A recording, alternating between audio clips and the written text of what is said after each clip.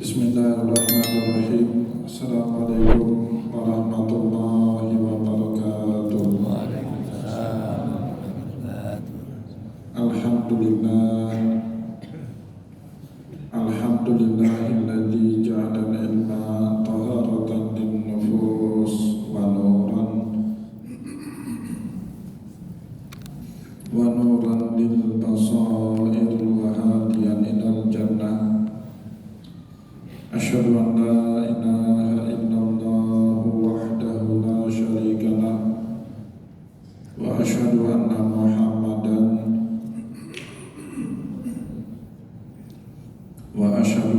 Muhammadan abduhu wa rasuluhu sahibul burhan.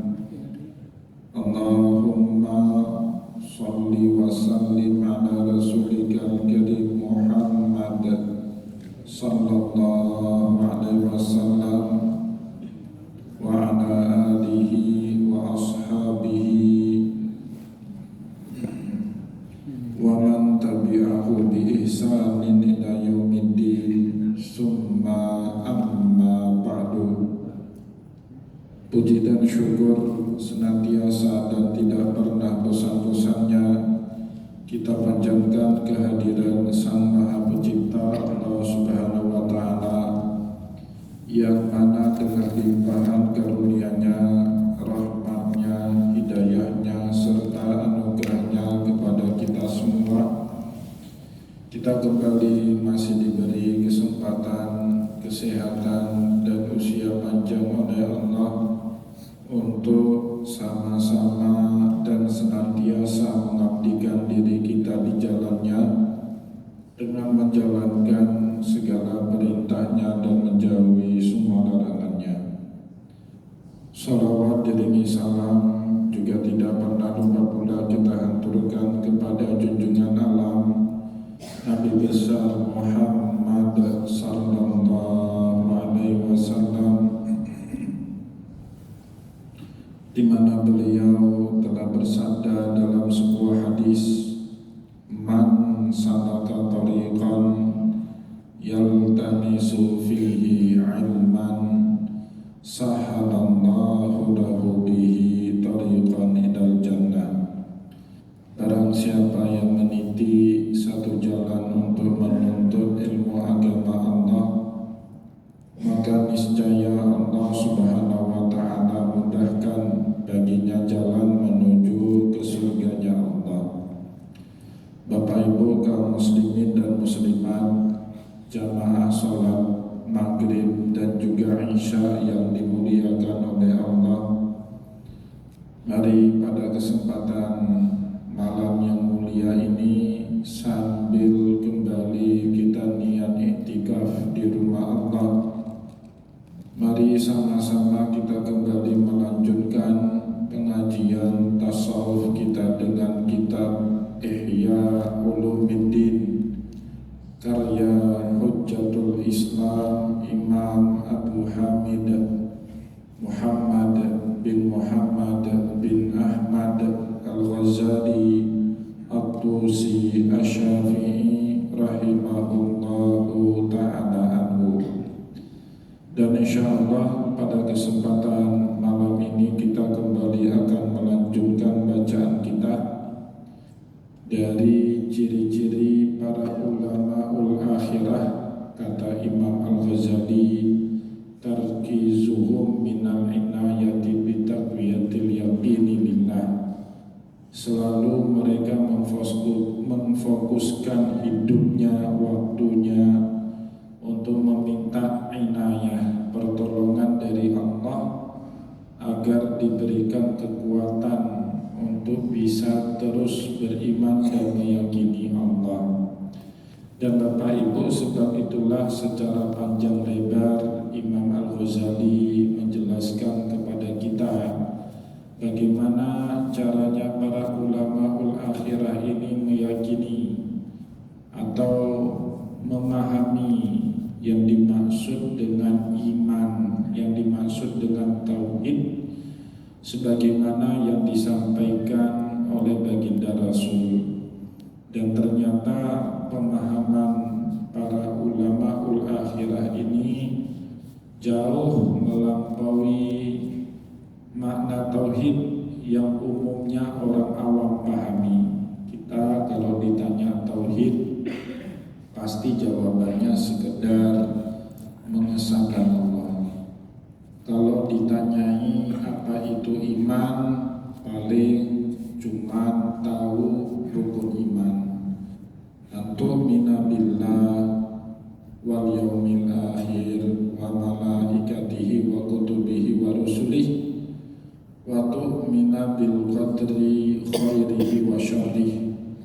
Tapi ternyata para ulamaul akhirah tidak hanya sebatas apa yang dipahami oleh orang awam, pemahaman mereka terhadap tauhid, pemahaman mereka kepada akidah, dan juga pemahaman mereka terhadap iman. Dan Bapak Ibu yang dimuliakan oleh Allah, pada pertemuan yang lalu kita sudah banyak menjelaskan bagaimana cara ulamaul akhirah memahami iman dan tauhid, yang menurut mereka itulah yang sejatinya dulu diajari oleh Rasulullah kepada para sahabat. Dan kemudian Imam Al-Ghazali juga menjelaskan kepada kita, wa min zalika as-siqatu bi dhamanillahi subhanahu birrizqi fi qaulihi ta'ala.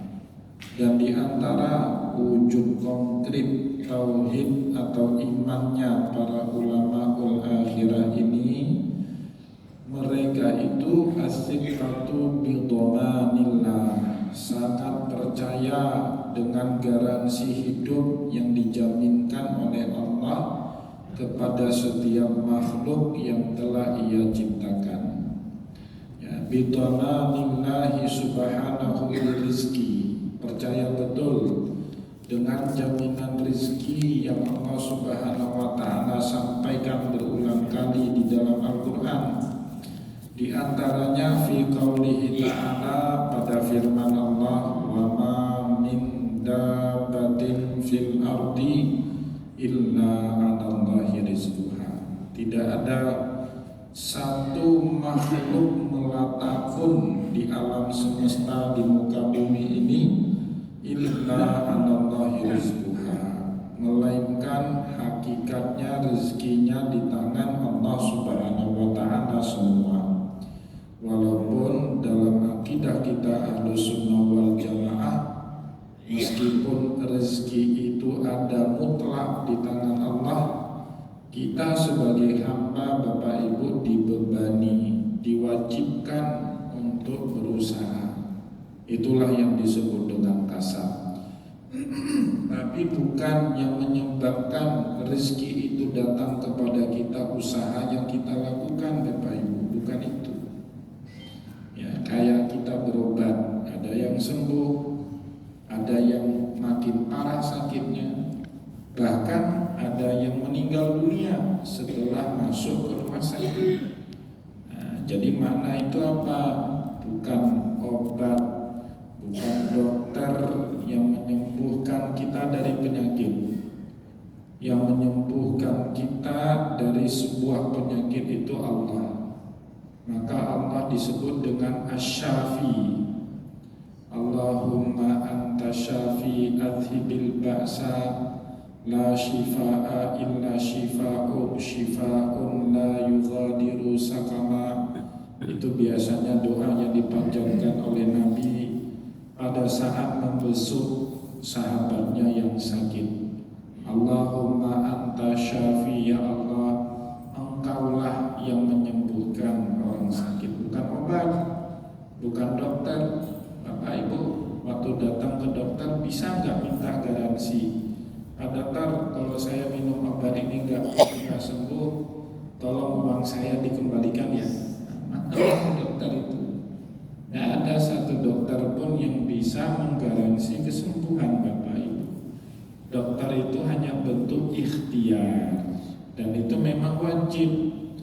Ya, kata Rasulullah dalam satu hadis, innallaha la yanzilud dawa illa anzala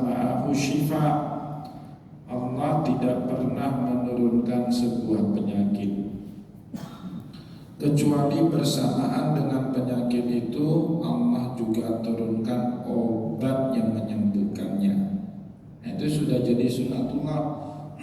Maka tugas kita Bapak Ibu berusaha, ikhtiar. Begitu juga urusan rezeki. Kita yakini betul firman Allah tadi, wa ma min dabbatin fil ardi illa 'alallahi rizquha. Tetapi Bapak Ibu kita diwajibkan berikhtiar, berusaha oleh Rasulullah. Tapi jangan pernah bilang rezeki saya ini karena ilmu saya, karena kapasitas saya, karena kemampuan saya. Enggak Bapak Ibu. Rezeki itu bukan karena kemampuan kita, karena Allah yang kasih. Kalaulah rezeki itu didasari usaha keras yang kita lakukan, mungkin tukang bangunan itu seharusnya rezekinya lebih banyak daripada orang yang kerjanya investor saham. Bapak Ibu, investor saham itu kokang-kokang kaki aja kerjanya, gak pernah pun berkeringat, tapi rezekinya lebih banyak daripada orang yang kerja banting tulang seperti seorang tukang kayu atau tukang bangunan. Kalaulah rezeki itu didasarkan kepada ilmu, seharusnya Bapak Ibu yang sarjana S3 itu uangnya lebih banyak daripada mereka yang gak tamat kuliah. Tapi fakta dalam kehidupan kita temukan banyak sekali orang kaya Bapak Ibu ternyata kuliah pun gak tamat, bahkan bisa jadi presiden dengan ijazah palsu. Iya Bapak Ibu, rezeki itu karena bukan manusia yang ngatur, itu Allah. Manusia cuma berikhtiar ya. Jadi jangan pernah mematenkan rezeki itu karena ilmu, enggak ada urusannya Bapak Ibu. Rezeki itu karena usaha juga enggak. Suka-suka Allah itu mau kasih rezeki kepada siapapun ya. Maka sebab itulah Allah murka betul sama Qarun saat dia menjawab.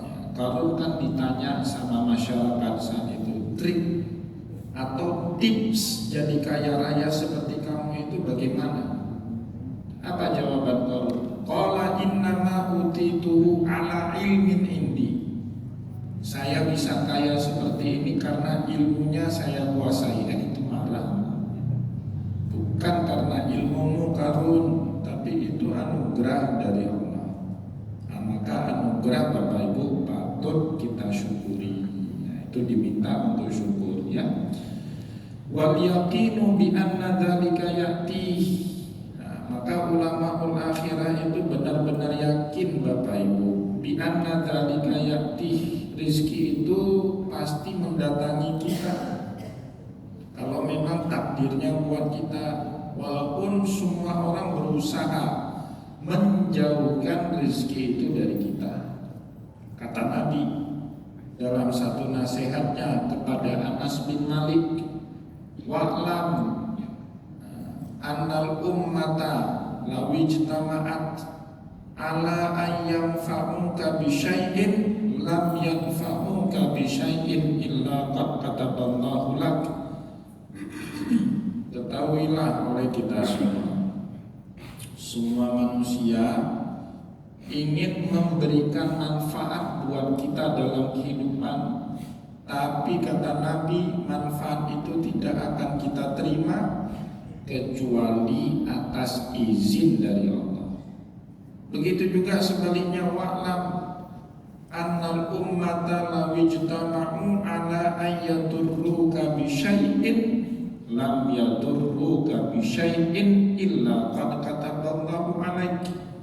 Ketahuilah oleh kita semua, walaupun semua umat manusia bersepakat, bersekongkol untuk memudaratkan hidup kita, tapi kemudaratan itu gak akan pernah terjadi melainkan atas izinnya Allah ya.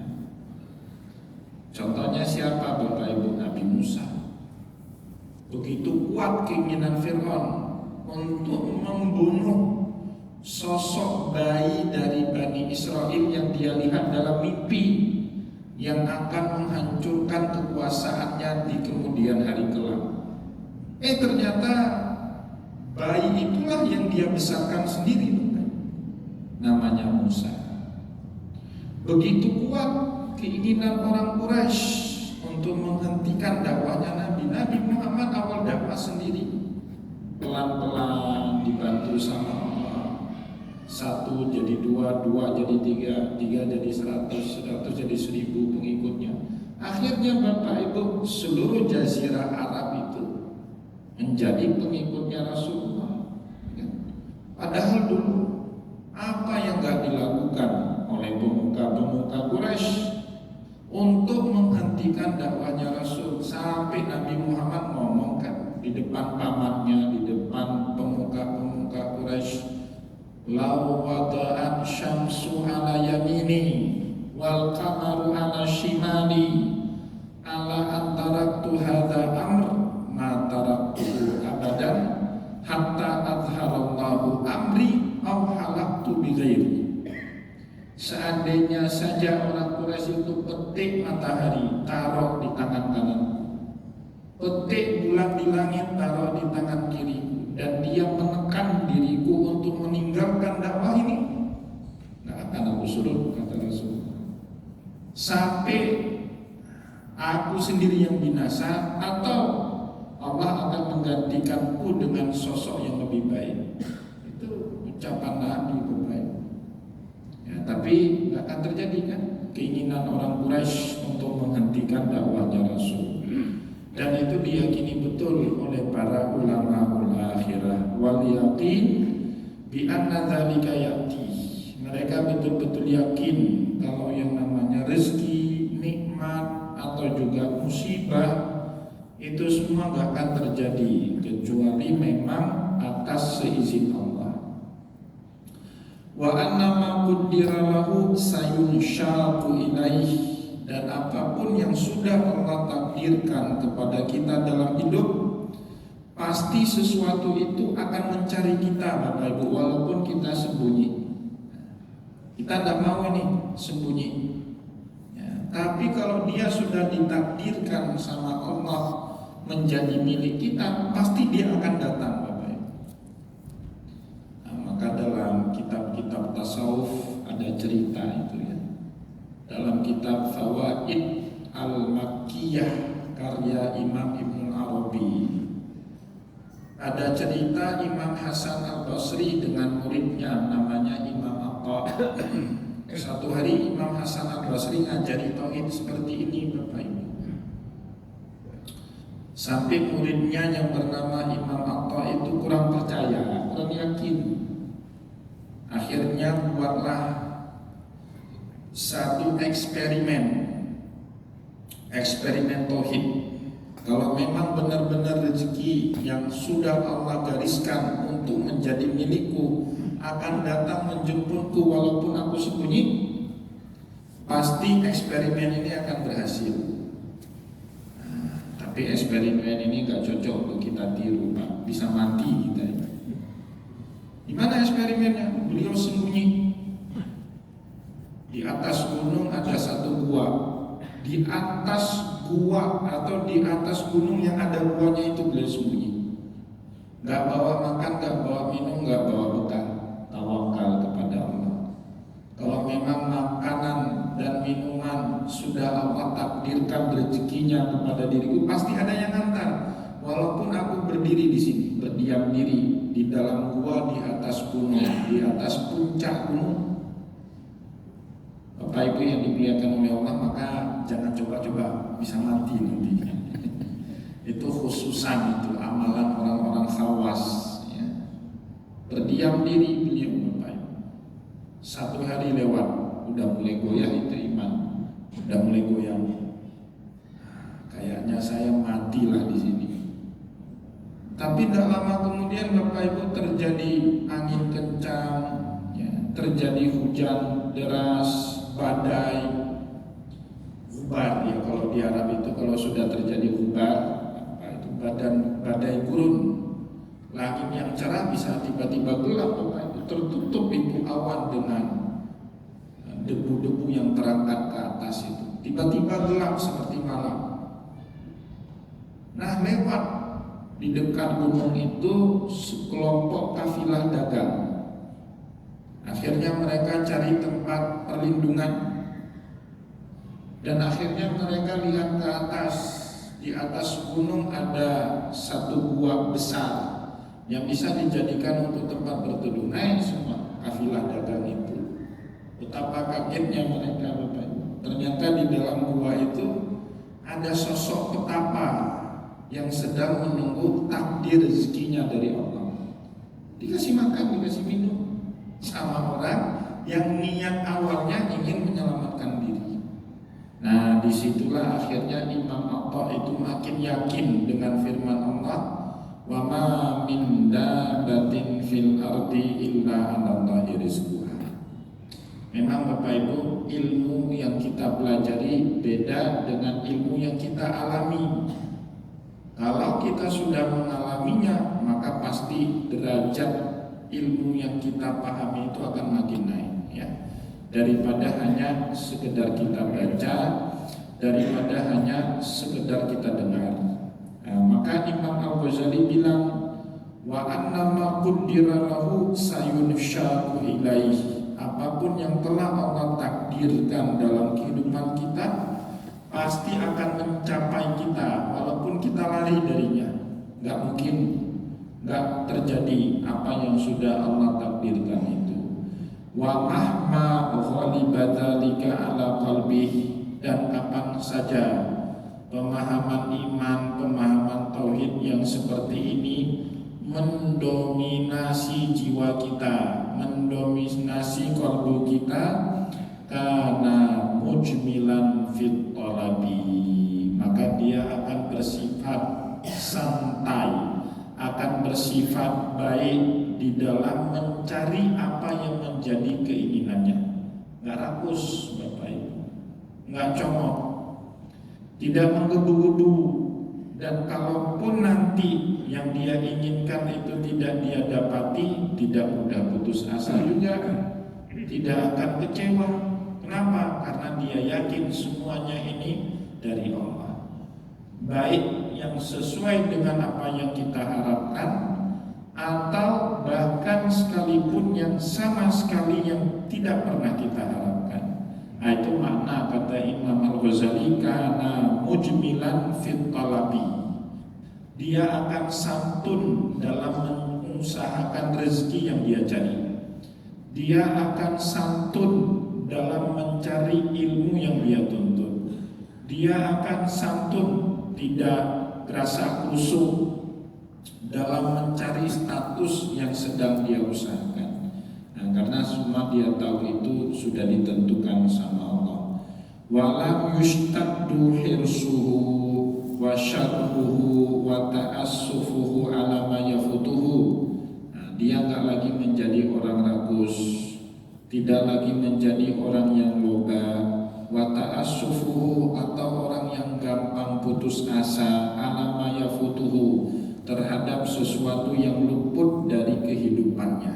Nah, itulah Bapak Ibu makna tauhid yang dipahami oleh ulama akhirah. Maka kualitas orang yang punya pemahaman seperti itu, hidupnya tenang dalam menghadapi semua dinamika dalam kehidupan ini.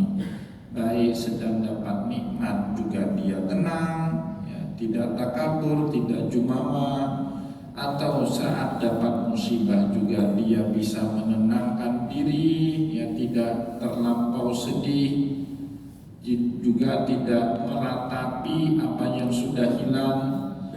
Wa asmara hadzal yaqinu aidan jumlatan minat ta'ati wal akhlaqil hamidati. Nah, jadi Bapak Ibu, output ataupun buah dari keyakinan yang seperti ini akan menghasilkan sejumlah ketaatan di dalam diri orang yang memahaminya. Nah, dia akhirnya Bapak Ibu, karena usaha sudah, doa yang Allah wajibkan kepada kita juga sudah, selanjutnya masalah hasil Itu haknya Allah.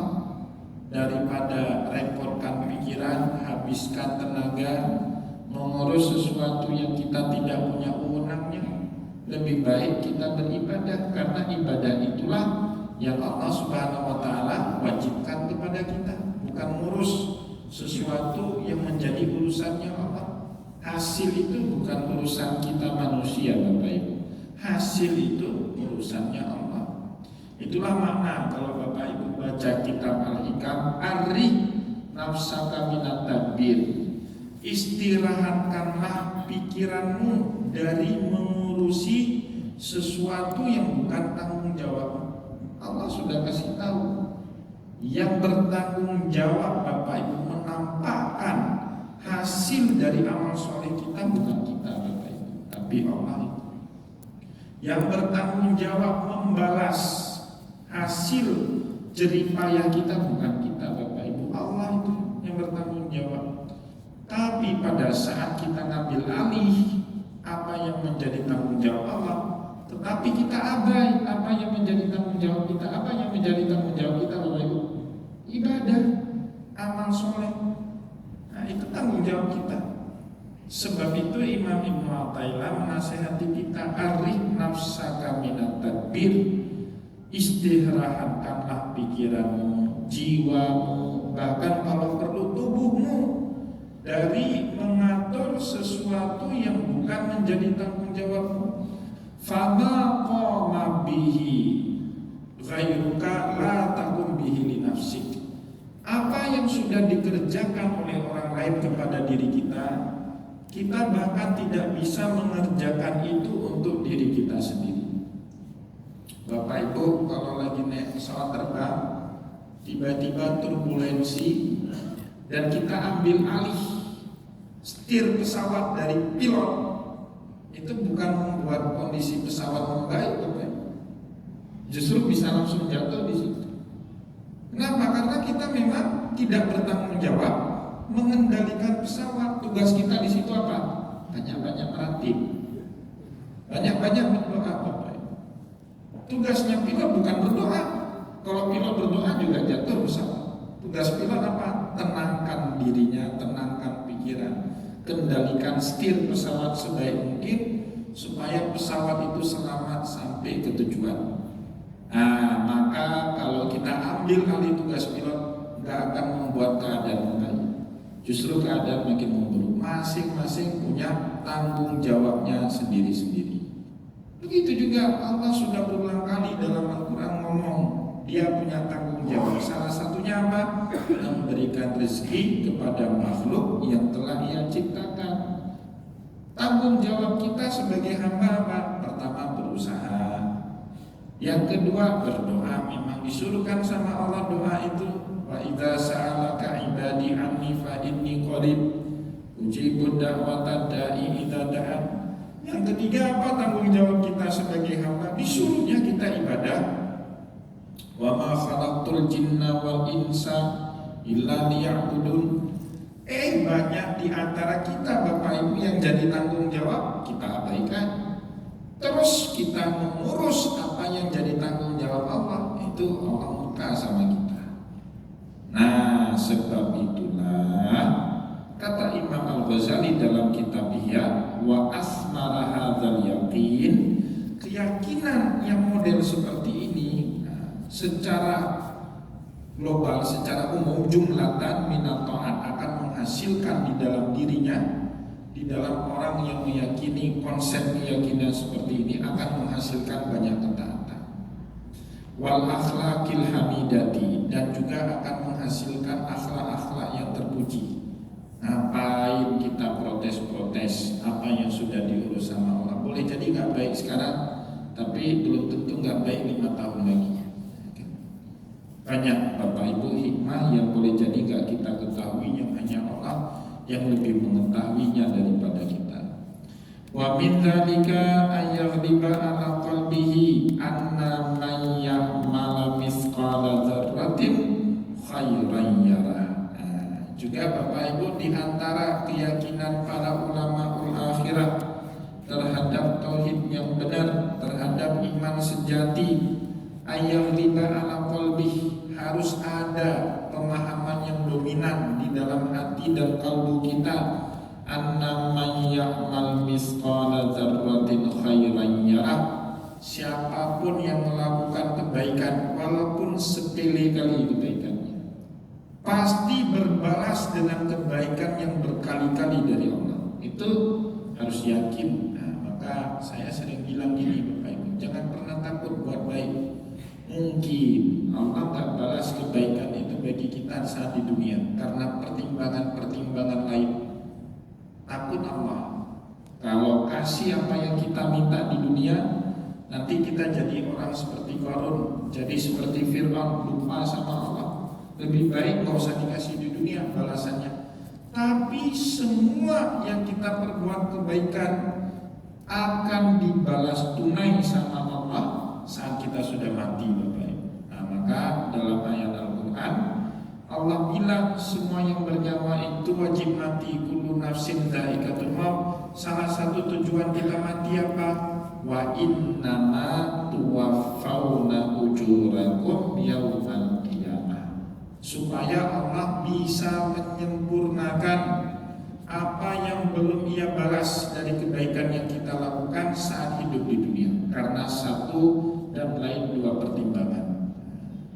Jadi nggak mesti dibalas semua di dunia. Boleh jadi balasannya disimpan dulu, ditunda dulu sama Allah, dibalas saat kita di akhirat. Atau Allah Subhanahu wa Ta'ala memberikan kompensasi ganti, Bapak Ibu, nggak dibalas dengan kebaikan yang kita minta, tetapi Allah Subhanahu wa Ta'ala mengganti takdir buruk yang seharusnya terjadi dalam kehidupan kita dengan takdir yang lebih baik. Seharusnya kita kecelakaan pesawat, Bapak Ibu, tapi karena sebelum naik pesawat baca 2 ayat terakhir dari surat Taubah, laqad ja'akum rasulun min anfusikum, ditunda sama Allah, diganti dengan takdir yang lebih baik. Selamat walaupun goyang-goyang di situ kan dalam pesawat. Yang penting pesawatnya nggak jatuh. Ya, seharusnya kita ketabrak, mobil kita hancur, tapi nggak jadi ketabrak, cuma lecet spion patah. Itulah makna dari doa kunut yang kita baca.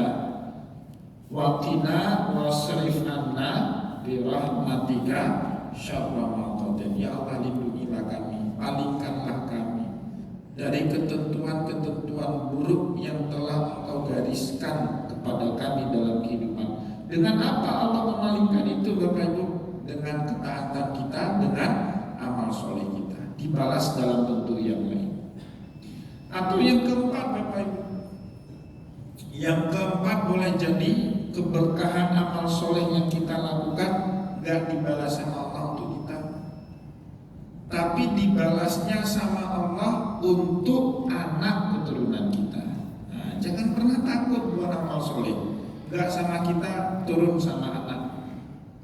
Itu yang disebut Imam Al-Ghazali dan pernah kita sampaikan dahulu, Bapak Ibu, dengan konsep barakatul walad bil amalil walid. Banyak dalam kehidupan ini orang mendapatkan berkah hidup bukan karena hebatnya kita, tapi karena amal soleh yang dilakukan oleh orang tua kita dahulu. Ya. Pak Wapres sekarang jadi presiden, jadi Wapres, kenapa Pak? Karena amal soleh bapaknya, dalam tanda kutip. Ya kan? Sekarang kita menghormati keturunan Nabi. Emang hebat keturunan Nabi? Enggak, yang hebat kakeknya mereka, Rasulullah Sallallahu Alaihi Wasallam. Kita hormat sama mereka, Bapak Ibu. Nah, itu namanya barakatul walad bil amalil walid. Keberkahan hidup seorang anak bukan karena hebatnya anak itu, tapi karena hebatnya amalan orang tuanya. Saya sekitar 2 atau 3 minggu yang lalu nyampein ini di Musala Bulog, pengajian pada sholat zuhur di Musala Bulog. Ada 2 orang polisi hadir pengajian saya. Ternyata polisi yang bertugas menjaga objek vital negara. Tugasnya di kantor DPRA, Bapak Ibu, polisi itu, tapi sholatnya di Masjid Bulog itu. Lagi saya nyampein itu, selesai pengajian, polisinya peluk saya, 1 orang polisi itu. cium tangan saya, dia peluk saya. Kabederan, kenapa saya tanya? Anak saya polisi pangkat rendahan itu Pak, yang jaga objek vital negara, mana ada perwira Pak? Pangkat rendahan itu polisinya. Tapi anak dia Pak barusan diwisuda sama presiden di Istana Negara sebagai salah satu admin. Langsung leda ya Pak itu, pangkatnya satu garis itu apa itu? Leda. Langsung leda. Anak saya itu Pak Ustaz lewat admin, nggak saya bayar, nggak saya urus, saya polisi pangkat rendahan, nggak ada uang urus gitu-gituan. Lewat admin baru kemarin di wisuda di Istana Negara saya hadir, pakai jas sama istri saya pakai kebaya, dan itu berkah salawat tiap hari 1000 kali saya baca. Sudah 5 tahun saya amalkan semenjak dia SMA. Polisi itu ngomong, nggak percaya tanya sama Tengku Taufik itu yang jadi pengurus masjid pulau itu. Nggak punya modal lain, tiap hari dia salawat, ingin anaknya sukses. Niat dia salawat itu cuma ingin anaknya sukses, melampaui karir dia. Jadi saya bilang, saya candain, berarti bapak kalau ketemu anak harus hormat, karena kan pangkat anaknya lebih tinggi. Anaknya udah perwira, beliau masih pangkat rendahan itu prajurit ya. Ya Pak Ustaz nggak apa-apa, yang penting anak saya harus lebih hebat dari saya. Alhamdulillah. Saya tanya lagi, kenapa nggak masuk Akpol aja? Alah Pak Ustaz kayak nggak tahu. Nggak boleh anak saya masuk polisi, nggak boleh. Walaupun saya polisi, cukup saya aja yang polisi. Kata dia gitu, polisi itu. Jadi anak dia masuk Akmil. Nah Bapak Ibu kaum muslimin dan muslimat jamaah yang dimuliakan oleh Allah, itu keyakinan ulama akhirah ayyaf tiba ala qalbihi may ya'malu mithqala dzarratin khairan yarah. Sebiji sawi kebaikan yang kita lakukan pasti berbalas di sisi Allah. Boleh jadi imma ayu ajalahu, imma ayu ajilalahu fi dunia. Balasannya kontan dikasih saat kita hidup di dunia. Saya yakin Bapak Ibu pernah merasakan seperti itu. Atau ditunda setelah wa imma ayu akhiralahu fil akhirah, ditunda nanti di alam kubur dibalas sama Allah. Au ayyasrifa'an usu'a mislihi, atau diganti takdir buruk menjadi takdir yang lebih baik kata Nabi. Atau kemungkinan yang ketiga atau yang keempat, turun keberkahannya kepada anak keturunan kita. Nah, itu yang disebut barakatul walad bil amalil walid. Keberkahan hidup seorang anak kadang-kadang bukan karena hebatnya anak itu, tapi karena begitu banyaknya amal soleh yang dikerjakan dulu oleh kedua orang tuanya. Bapak Ibu kaum muslimin dan muslimat, jamaah pengajian yang dimuliakan oleh Allah, semoga apa yang telah kita sampaikan pada kesempatan malam ini bermanfaat kepada kita semua. Saya mohon maaf jika ada yang tidak berkenan. Wallahu muwaffiq ila aqwamit thariq wa nasrun minallah fatul karim. Wassalamualaikum warahmatullahi